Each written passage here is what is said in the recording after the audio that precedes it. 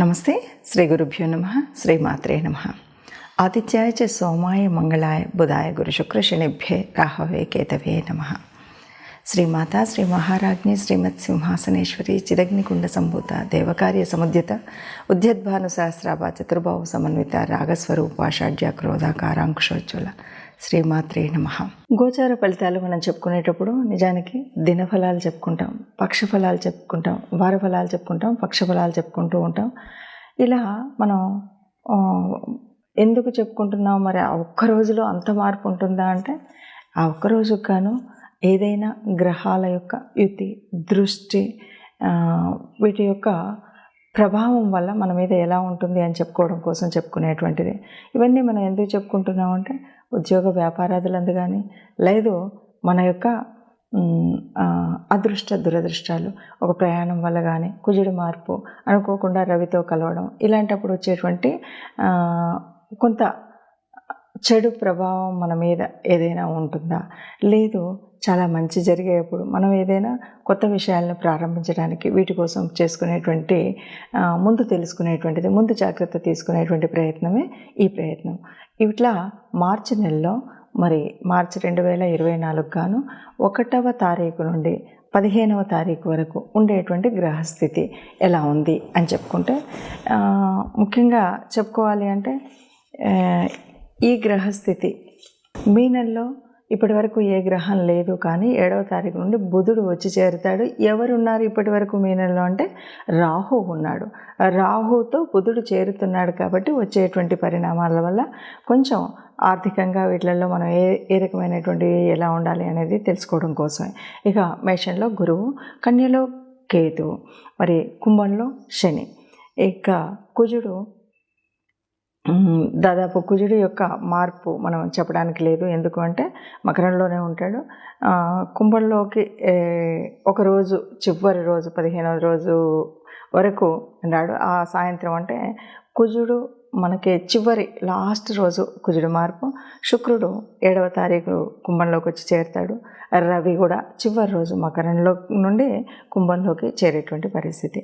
ఈ నెలలో మనకి అంటే ముఖ్యమైనటువంటివి ఏది చూడాలి అంటే, మొదటి పక్షంలో చూస్తే కనుక అమావాస్య మాత్రం ఉంది. అలాగే శివుడి యొక్క దినమైనటువంటి శివరాత్రి మనకు మొదటి పక్షంలో కనిపించేటువంటి మార్పులు చేర్పులు. ఇలా ఉన్నటువంటి గ్రహ పరిస్థితుల్లో మరి ద్వాదశ రాశుల వారికి ఎలా ఉంటుంది, ఒక్కొక్క రాశి వారికి ఆర్థికంగా, వ్యాపారపరంగా, లేదు ఉద్యోగపరంగా, సంతానపరంగా, వివాహపరంగా ఏ రకమైనటువంటి పరిస్థితులు ఉంటాయో చూద్దాం. మీనరాశి రాశి చివరి రాశిలోనే మనకు రాశిలో రాహు ఉన్నాడు, బుధుడు ఉన్నాడు. ఇలా ఉన్నటువంటి విషయంలో పెళ్లి విషయంలో ఎలా ఉంటుంది అంటే, పెళ్లి విషయంలో ముఖ్యంగా ఈ రాశి వారికి ఏంటంటే, తమ బంధువుల నుండి పిల్లల్ని చేసుకోమనేటువంటి ఒక ఫోర్స్ అయితే చాలా ఎక్కువగా ఉంటుంది, బంధువుల సంబంధాలు చేసుకోమని. కాకపోతే మనకు అనుకూలం అననుకూలం అన్న విషయాలు మనం శ్రద్ధగా చూసుకోవాలి. ఇక ధనం విషయంలో ఎలాగుంటుందంటే మిశ్రమ ఫలితాలు ఉంటాయి. కొన్నిసార్లు చేతికి అందినట్టు ఉంటాయి, కొన్నిసార్లు అందకుండా ఉంటాయి. కొన్నిసార్లు మనం పెట్టిన దాంట్లో లాభం అనిపిస్తుంది, కొన్నిసార్లు నష్టం అనిపిస్తుంది. కాబట్టి మిశ్రమ ఫలితాలు ఉంటాయి. కాబట్టి ఏది పెడుతున్నా పెట్టుబడులు పెట్టేటప్పుడు చాలా జాగ్రత్తగా ఉండాలి. వ్యాపార విషయాల్లో మాట్లాడుతున్నప్పుడు జాగ్రత్తగా ఒప్పందాలు, ఓడంబడికలు చేసుకోవాలి. అట్లాగే కమ్యూనికేషన్లో మాత్రం చాలా జాగ్రత్తగా ఉండాలి. ఎవరితో మాట్లాడినా కూడా స్పష్టంగా, ఏదో మొన్న అట్లా చెప్పాను ఇట్లా చెప్పానని సగం కాకుండా క్లియర్గా కమ్యూనికేషన్ అనేది ఏదైతే విషయాన్ని మనం తెలపాలనుకుంటున్నామో స్పష్టంగా చెప్పాలి. ఇక సినిమా రంగం వారికి ఎలా ఉంటుందంటే చాలా బాగుంటుంది. ఉద్యోగ ప్రయత్నాలు ఎవరైతే చేస్తారో వాళ్ళకు మంచి ఫలితాలు వస్తాయి. కొంతమందికి కొత్త పరిచయాలు కలిగేటువంటిదిగా ఉంటుంది. మొత్తంగా చెప్పాలి అంటే మీనరాశి వారికి అంత చెడుగా ఉండదు, కానీ అయినప్పటికీ మిశ్రమ ఫలితాలు ఉన్నాయి. కాబట్టి జాగ్రత్తగానే ఈ మాసం అంతా వ్యవహరించినట్టయితే మనం అనుకున్నట్టుగా చేయొచ్చు. అన్నిటికి మించి రాశిలో రాహు ఉన్నాడు, బుధుడు కొద్దిగా నీచబడి ఉన్నాడు. కాబట్టి కొద్దిగా శరీరానికి కొన్ని ఇబ్బందులు కలిగేటువంటి పరిస్థితి ఉంటుంది. కాబట్టి జాగ్రత్తగా వ్యవహరించాలి.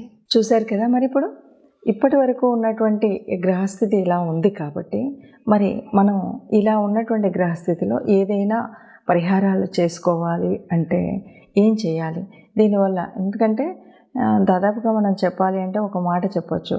ఎప్పుడూ కూడా ఈ గ్రహాల యొక్క ప్రభావం మన మీద ఎలా ఉంటుంది అంటే, సహజంగా మన పూర్వపుణ్య ఫలితంగానే ఈ గ్రహాల యొక్క పరిస్థితి అంటే గోచారరీత్యా మారుతున్న జన్మజాతకంలో ఉన్నటువంటి గ్రహాలు కానీ ఇప్పుడు మనకు అంటే ఏళ్ళనాటి శని, అర్ధాష్టమ శని, ఇవన్నీ అష్టమ శని ఇవన్నీ కనిపిస్తూ ఉంటాయి కదా. ఇవన్నీ ఎందుకు ఉంటాయి ఏమిటి అంటే ముఖ్యంగా మనకు మన యొక్క కర్మఫలం వల్ల.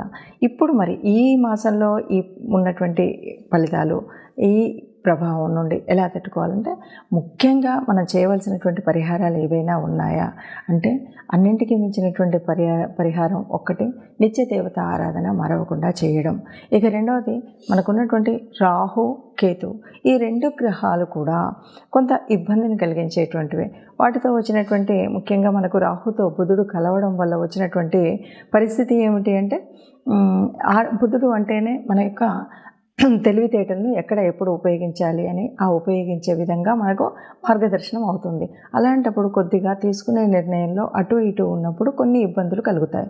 ఆ ఇబ్బందులు కలగకుండా ఉండాలి అంటే సక్రమమైన నిర్ణయం తీసుకోవాలంటే, ఎందుకంటే పెట్టుబడులు పెడతాం, ఈ పెట్టుబడులు కనుక సరిగ్గా పెట్టకపోయినట్టయితే తీవ్రమైనటువంటి ఆర్థిక నష్టం వచ్చేటువంటి పరిస్థితి ఉంటుంది. కాబట్టి అలా రాకుండా ఉండాలి అంటే తప్పనిసరిగా రాహు కేతువుల యొక్క, ఎందుకంటే బుధుడి యొక్క స్వక్షేత్రంలో కేతువు ఉన్నాడు, బుధుడు ఇప్పుడు ఎక్కడున్నాడో అక్కడ రాహు ఉన్నాడు.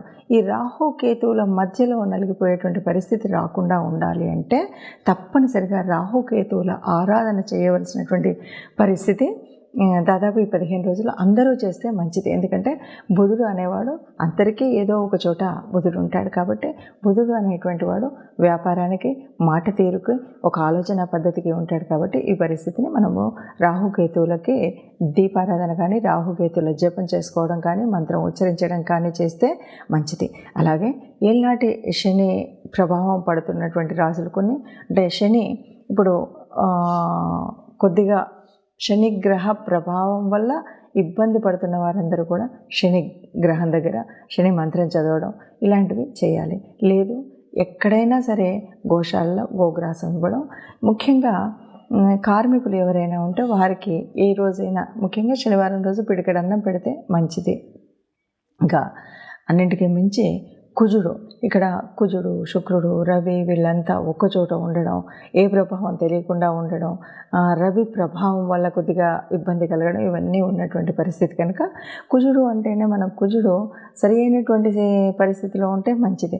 అలా కాకుండా ఉన్నప్పుడు ఏమవుతుందంటే కోపం వస్తుంది, చికాకు ఉంటుంది, తర్వాత దెబ్బలు తగిలించుకోవడం, ప్రయాణాలలో ఇబ్బందులు కలగడం ఇలాంటి మార్పులు అన్నీ కూడా మనకు కనిపిస్తాయి. కాబట్టి కుజగ్రహ అనుగ్రహం కోసం కూడా మనం కుజ ఆరాధన చేయడం, ముఖ్యంగా మంగళవారం రోజు సుబ్రహ్మణ్య స్వామిని ఆరాధించడం. సమయం లేదు, వీలు లేదు, ఇంట్లోనే సుబ్రహ్మణ్య స్వామిని ఒక ఎర్రటి పూలు 2 పెట్టి ప్రార్థించడం. వీలైతే ఈ మాసంలో వీలైనప్పుడు కొంచెం కందిపప్పు లాంటిది ఎవరికైనా దానం చేయడం, ఇలాంటివి చేస్తే గనక కుజగ్రహం ఉన్నటువంటి ప్రభావం వల్ల కానీ, శనిగ్రహ ప్రభావం వల్ల కానీ వచ్చేటువంటి ఏదైతే దుష్పరిణామాలు ఉన్నాయో అవి రాకుండా ఉంటాయి. అలాగే మనకి రాహుకేతువుల యొక్క పూజా విధానాన్ని చేసుకున్నట్టయితే ఈ ఇబ్బందులు ఏవి ఉండకుండా ఉంటాయి. ఏది ఏమైనా సరే ఈ మాసంలో ఈ మాసంలో కానీ ఒక్క నిమిషం ఏది ఏమైనా సరే మనకు ఇప్పుడు జరుగుతున్నటువంటి గ్రహస్థితి మూలంగా వచ్చేటువంటి చెడు జరగకుండా ఉండాలంటే ఈ పరిహారాలు చేసుకోవడం మంచిది. అలాగే అందరూ సుఖంగా ఉండాలి, అందులో మనము ఉండాలని భావిస్తూ సర్వే జన సుఖినో భవంతు. నమస్తే.